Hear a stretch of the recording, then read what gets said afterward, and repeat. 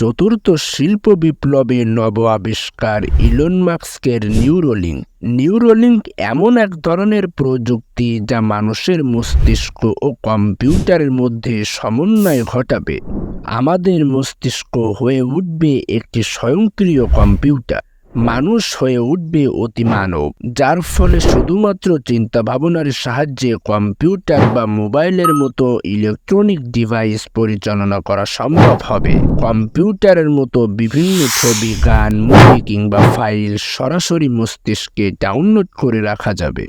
School কলেজে আর নতুন করে কিছু শেখানো লাগবে না, শিখতে হবে না নতুন কোনো স্কিল, শুধুমাত্র মস্তিষ্কে ডাউনলোড করেই ব্যবহার করা যাবে সবকিছু। কোনো কিছু জানার জন্য আর গুগল বা চ্যাটজিপিটি করতে হবে না।